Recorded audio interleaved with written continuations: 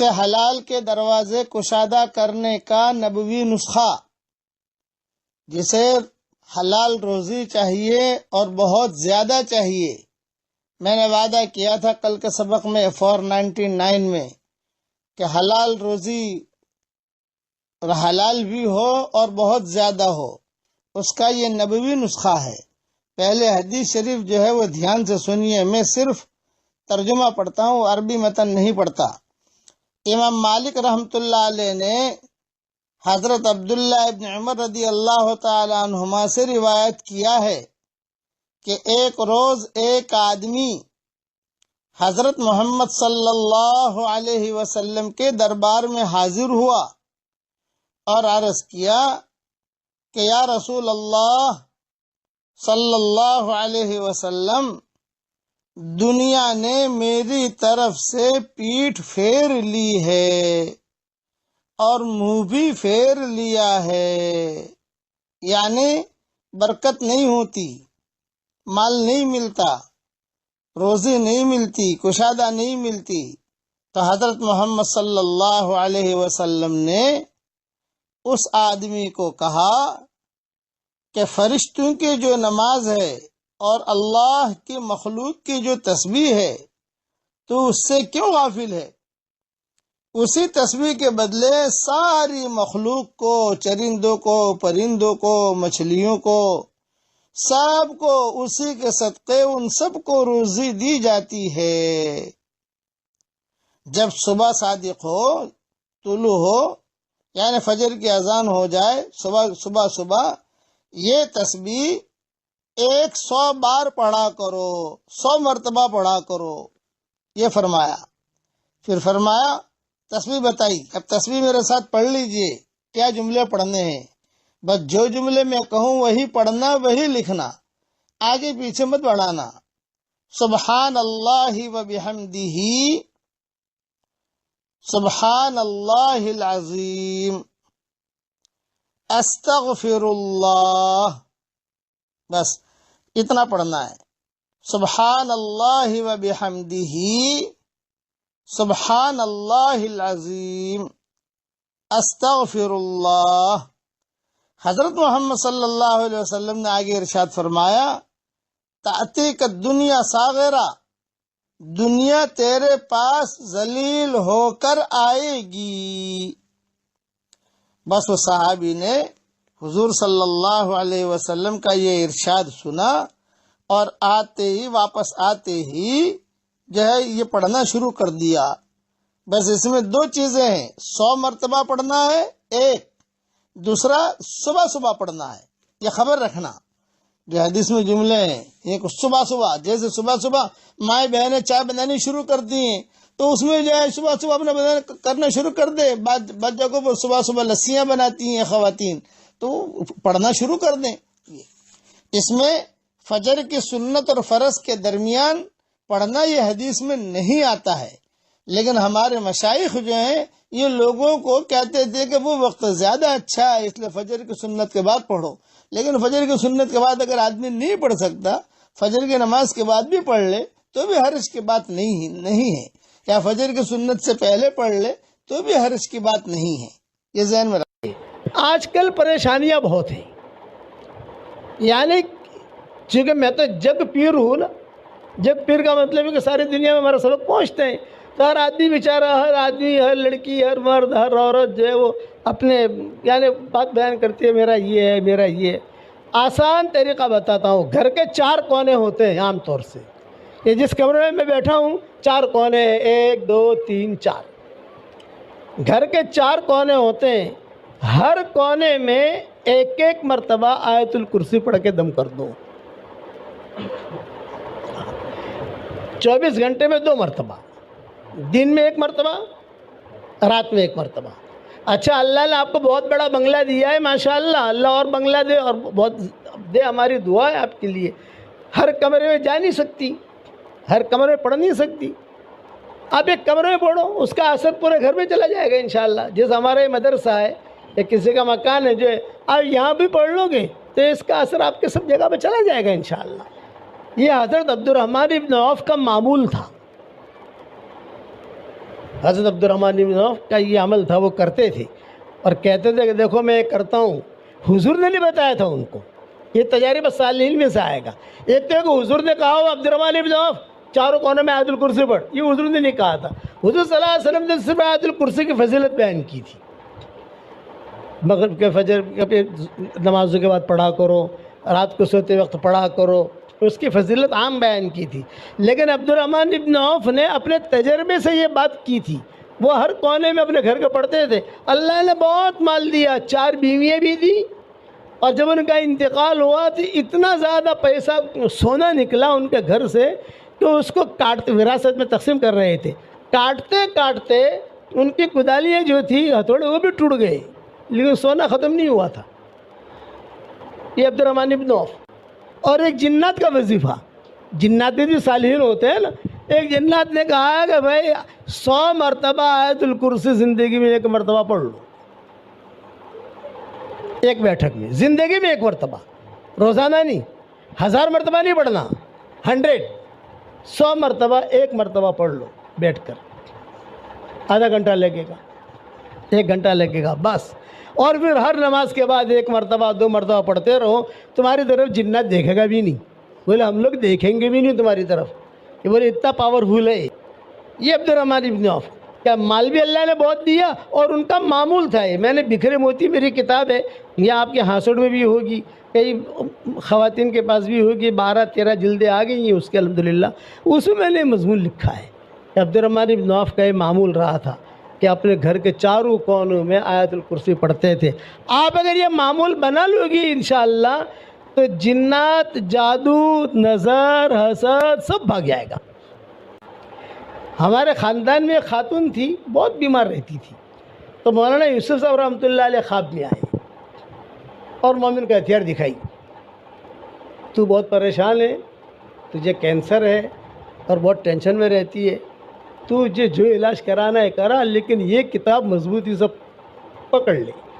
مومن کا ہتھیار دکھائی مولانا یوسف صاحب رحمۃ اللہ علیہ نے کہ یہ کتاب پکڑ لے. اب وہ دیکھا تو ارے یہ تو مولانا کی کتاب ہے. منگوائی الحمدللہ، اور منگوانے کے بعد جو اللہ کے کرم سے ٹھیک ٹھاک ہے، چل رہی ہے ماشاءاللہ.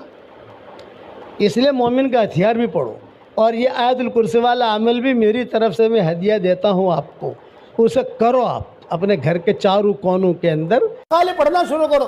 کچھ باتیں میں بتاتا ہوں، دھیان سے سنو. یہ میرے جو وظیفے ہیں یہ جاندار، شاندار، مالدار، دیندار، ایماندار وظیفے ہیں. 313 مرتبہ سورہ اخلاص، 313 مرتبہ درود شریف، مختصر والا درود، صلی اللہ علیہ وسلم، صلی اللہ علیہ وسلم، صلی اللہ علیہ وسلم. یہ تو بہت آسان ہے. 313 مرتبہ استغفار، اللہم اغفر لی، اللہم اغفر لی، اللہم اغفر لی. یہ تو سب لوگوں کے لیے ہے، ساری دنیا کے لیے ہم نے اسے عام کر دیا ہے. لوگ پڑھ رہے ہیں، فائدہ ہو رہا ہے الحمدللہ، اور کام بھی بن رہے ہیں. اب کچھ تھوڑا سا ہم نے ہماری دکان آگے بڑھائی ہے. پھر دھندا آدمی بڑھاتا ہے یا نہیں بڑھاتا؟ لوگ کہتے ہیں کہ مولوی صاحب پہلے تو سورہ اخلاص آپ 100 مرتبہ پڑھاتے تھے، اب بھاؤ بڑھا دیا 313. میں نے کہا تو نے جو مکان خریدا کتنے میں خریدا تھا؟ 25 لاکھ میں. اب کیا بھاؤ آ رہا ہے؟ 2.5 کروڑ. تو میں نے کہا تیرا مکان کا بھاؤ جو بڑھ سکتا ہے تو ہمارا بھی تو بھاؤ بڑھ سکتا ہے. نہیں بڑھ سکتا بھائی بھاؤ تو بڑھتا ہے نا، جتنا پڑھو گا فائدہ ہی فائدہ ہے. اب میں کہتا ہوں کہ اگر اللہ ہمت دے تو 313 مرتبہ سورہ فاتحہ، 313 مرتبہ لا حول ولا قوت الا باللہ. بس روزانہ نہیں پڑھ سکتے، ٹینشن مت لو آپ. ہفتے کا یہ کورس ہے، ہفتے میں تو اتنا پورا کر سکتے ہو نا بھائی. ایک دن سورہ اخلاص پڑھ لو، ایک دن درود شریف پڑھ لو، ایک دن استغفار پڑھ لو، ایک دن جو ہے سورہ فاتحہ پڑھ لو، ایک دن جو ہے لا حول ولا قوت الا باللہ پڑھ لو. پھر بھی 2 دن چھٹی کے ملتے ہیں کہ بھی آگے پیچھے ہو گیا تو اس میں تھوڑا سا پورا کر لو. اتنا تو کر سکتے ہو، نہیں کر سکتے؟ یہ ٹاپ 1 ہے، ٹاپ 1. اتنا کر لو گے انشاءاللہ، اس کے بعد اس کے فائدے دیکھو گے. آپ کہو گے ارے اللہ روزے میں بھی برکت دے گا، اللہ تعالیٰ دعائیں بھی قبول کرے گا، اللہ پریشانیاں بھی دور کرے گا، اللہ سے جو مانگو گے اللہ دے گا. فَبِأَيِّ آلَاءِ رَبِّكُمَا تُكَذِّبَانِ جب پڑھتے حضور صلی اللہ علیہ وسلم تو جنات یہ جواب دیتے اچھا حضور صلی اللہ علیہ وسلم نے یہی صورت واپس آ کر صحابہ کو سنائی، تو صحابہ جو ہے سارے کے سارے سنتے رہے، کسی نے کوئی جواب نہیں دیا۔ جب آپ نے پوری صورت پوری کر لی تو آپ نے فرمایا تم سے تو جنات اچھے ہیں، تم سے تو جنات اچھے۔ ہر مرتبہ یہ کہتے رہے فَبِأَيِّ آلَاءِ رَبِّكُمَا تُكَذِّبَانِ میں پڑھتا تو جواب میں کہتے ارے اللہ تیرے احسانات تو ہم پر اتنے ہیں کہ ہم تو تیرے احسانات کے نیچے دبے ہوئے ہیں۔ پھر حضور نے کہا جب تم سورہ رحمان پڑھو اور فَبِأَيِّ آلَاءِ رَبِّكُمَا تُكَذِّبَانِ پر پہنچو، اور آخر میں جب پہنچو، نماز میں نہیں عام جیسے پڑھتے ہیں، تو یہ کہہ دیا کرو۔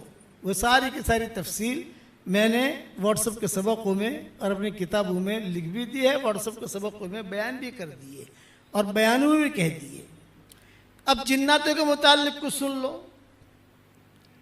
آپ صلی اللہ علیہ وسلم نے تقریباً 6 بیان کیے ہیں جناتوں میں، اور جناتوں نے جتنا حضور صلی اللہ علیہ وسلم کا ساتھ دیا اتنا انسانوں نے نہیں دیا۔ انسان تو جو ہے لڑائی پر آ گئے، احد میں لڑائی پر آ گئے، بدر میں لڑائی پر آ گئے، خندق میں لڑائی پر آ گئے، مخالفتیں کی۔ جناتوں نے مخالفتیں نہیں کی،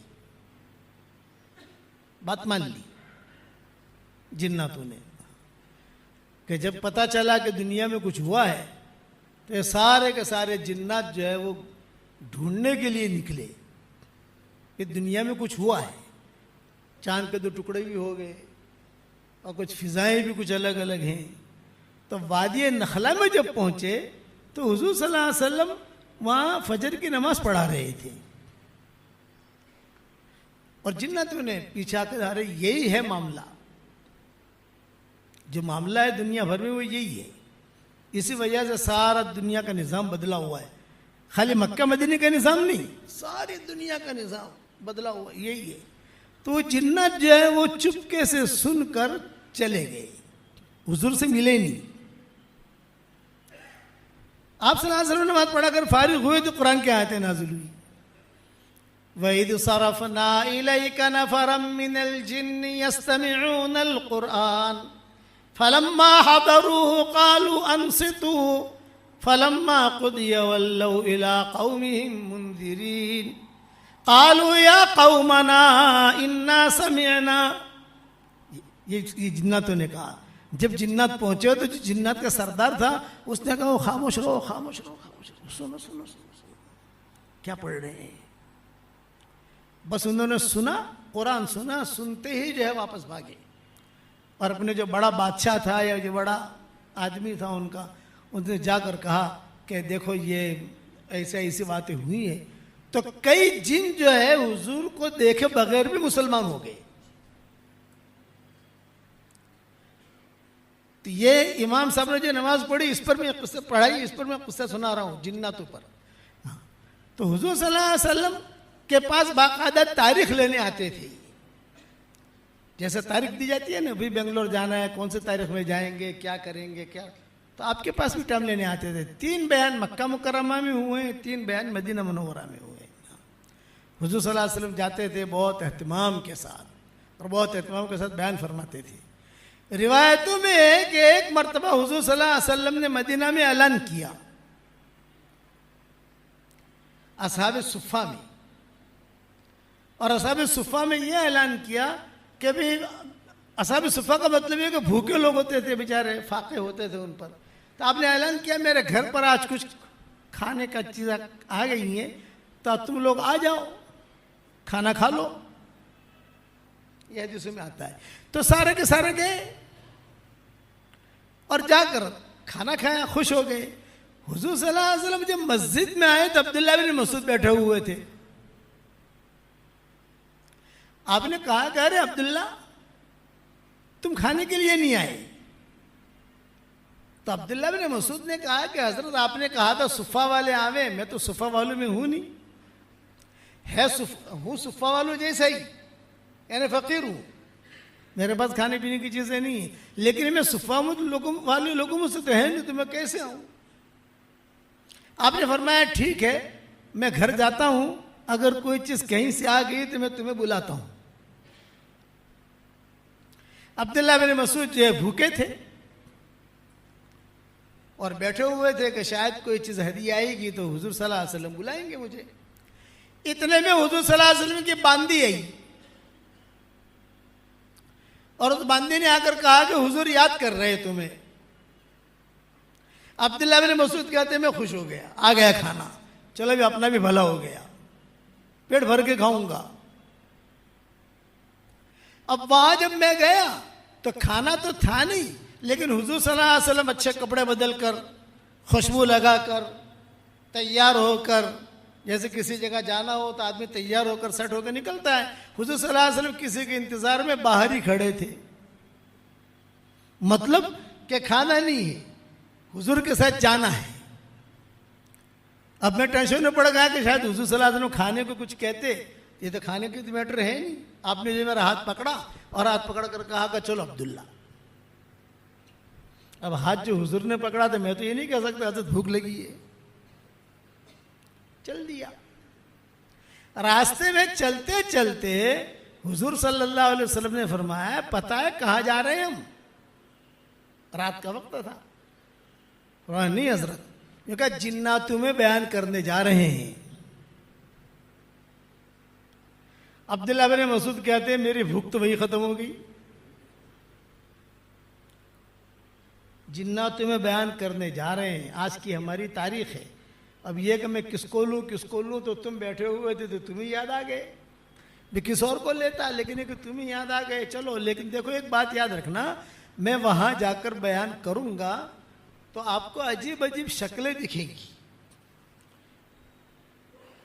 کسی کے دانت نکلے ہوئے ہوں گے, کسی کے سر کے اوپر سینگ ہوگا, اور کسی کے منہ میں سے آگ نکل رہی ہوگی. یہ ساری شکل حضور نے ساری بیان کی, عجیب عجیب شکلیں ہوں گی. تو تم جو ہے ایک تو گھبرانا مت, اور دوسرا کہ میں دائرہ بنا کر تمہیں بٹھاؤں گا, اس سے نکلنا مت. ارے حضرت گھبرانا مت, میں ایسی شکلیں دیکھوں گا تو انسان ہے, فطری چیز ہے, کبھی گھبرانا مت. حضرت آپ نے فرمایا دیکھ میں ایک دائرہ بناؤں گا, اس دائرے میں میں بھی رہوں گا, اس دائرے میں تو بھی رہنا, اور اس دائرے سے تو نکلنا مت, بس تیرا کام یہ ہے. تو عبداللہ بن مسعود نے کہا کہ حضرت میں تو آپ کا پاؤں پکڑ کر آنکھیں بند کر کے بیٹھ جاؤں گا, جہاں آپ وہاں میں. آپ کو چک لے گئے تو مجھے بھی لے جائیں گے, اور اگر آپ کا اکرام کیا تو میرا بھی اکرام کریں گے, لیکن میں تو آپ کا پاؤں پکڑ کے بیٹھ جاؤں گا. اس پر حضور صلی اللہ علیہ وسلم نے کئی باتیں جناتوں میں کہی, کئی باتیں کہی. جناتوں نے شکایت بھی کی انسانوں کی کہ انسان ہمارے ساتھ ایسا کرتے ہیں. لمبے بیانات ہیں, لمبی مضمون, لیکن امام صاحب نے خلق الانسان من صلصال کالفخار جو پڑھا ہوا, خلق الجان من مارج من نار, تو یہ مضمون میرے ذہن میں آیا. حالانکہ کئی سالوں سے میں نے مضمون بیان نہیں کیا ہے.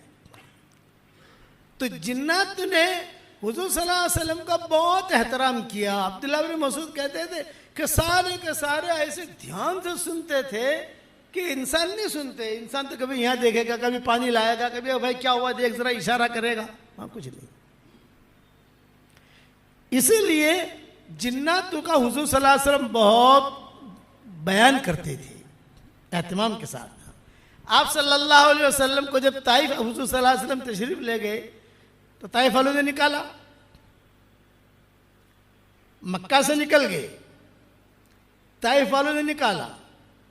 اب جو بیچ میں آ گئے, طائف جا نہیں سکتے. طائف والوں نے کہہ دیا ہم نے نکال دیا, تم یہاں مت آنا. مکہ والے کہتے تھے کہ ہمارے یہاں سے ایگزٹ ہو گئی, اب تم داخل نہیں ہو سکتے. تو بیچ میں رہے حضور صلی اللہ علیہ وسلم. حضرت زید ابن حارثہ ساتھ تھے, دونوں کے دونوں. تو زید ابن حارثہ کہتے تھے کہ حضرت ہم تو پریشانی میں آ گئے, وہاں بھی نہیں جا سکتے, یہاں بھی نہیں جا سکتے, اور بیچ میں ہے. تو حضور صلی اللہ علیہ وسلم جو ہے مکہ کے بڑے بڑے لوگوں کو بلاتے تھے, چودھریوں کو, اور کہتے تھے بھئی دیکھو ہم طائف گئے تھے, لیکن یہ کہ وہاں تو ہمارا کام کچھ ہوا نہیں, لیکن بھئی ہمیں تم امن دو. تو پھر ہم مکہ میں آ جاویں. اس لیے کہ امن دینے کا مطلب یہ ہے کہ ایک آدمی ٹکٹ دے دے آپ آ جاؤ, ہم آپ کے رہنے کا کھانے کا پینے کا انتظام کریں گے. تو سارے کے سارے مکہ کے جو چودھری تھے سب نے انکار کر دیا, بھئی اب نہیں کر سکتے. لیکن ابو جہل کا مقابلہ کون کرے, ابو لہب کا مقابلہ کون کرے, یہ بڑے بڑے چودھریوں کا مقابلہ کون کرے. آپ کا بائیکاٹ کیا تھے تو ہمارا ہی بائیکاٹ کر لیں گے, ہم نہیں کر سکتے. اچھا, حضور صلی اللہ علیہ وسلم کا نکاح حضرت خدیجہ کے ساتھ ہو گیا تھا, بچیاں پیدا ہو گئی تھی, سارا نظام تھا. اب تو اسلام آ گیا, اسلام لے کر ہی گئے تھے وہاں طائف. تو یہ جنات تھے جو راستے میں مدد کرتے تھے حضور کی. انسان تو کوئی جا نہیں سکتا, کھانا ہے پینا ہے, طائف کے انگور ہیں, یہ ہے وہ ہے, وہ چپکے سے دے دلا کر چلے جاتے تھے. حضور صلی اللہ علیہ وسلم بڑے پریشان کے بھی بیچارے یہ لوگ آتے ہیں کام کر کے چلے جاتے ہیں, دے جاتے ہیں, ان کو ہم دعوت بھی دیتے ہیں, لیکن یہ کہ ہم یہ انسان ہماری مدد کب کریں گے. تو مکہ مکرمہ میں ایک چودھری تھا, اس کا نام تھا مطعم. حضرت عائشہ رضی اللہ تعالی عنہ کی منگنی پہلے اس کے بیٹے کے ساتھ ہوئی تھی. مطعم اس کا نام تھا, بہت بڑا چودھری تھا, مشرک تھا, اور شرک کی حالت میں ہی مرا. تو بدر میں حضور صلی اللہ علیہ وسلم نے اعلان کیا کہ مطعم کا مجھ پر اتنا بڑا احسان ہے کہ اگر آج وہ زندہ ہوتا اور یہ مشرکین مکہ کے بارے میں سفارش کرتا تو میں اس کی سفارش قبول کرتا. یہ بدر میں اعلان کیا, احسان کیا. احسان یہ کہ یہ مطعم نے بدر طائف سے واپسی پر ساتھ دیا, باقی سب نے تو نہ کہہ دیا. جنات جو ہے یہ آتے رہے جاتے رہے, لیکن جنات ہیں. بھئی جنات جو ہے یہ ہاسپٹل نہیں بنائیں گے,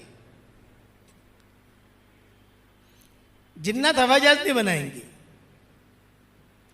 جنات جو ہے دوائیں نہیں بنائیں گے. جنات میں زیادہ بیماریاں بھی نہیں ہوتی, ڈائبٹیز جنات میں نہیں ملے گی آپ کو, ہارٹ کی تکلیف جنات میں نہیں ملے گی. لیکن وظیفے انہیں بڑے یاد ہیں, وظیفے اس میں ٹاپ 1 ہے, انسانوں کو ہی پتہ نہیں. وہ ایسے ایسے چٹکلے بتا دیں گے کہ آدمی جو ہے وہ کہیں سے کہیں پہنچ جائے گا.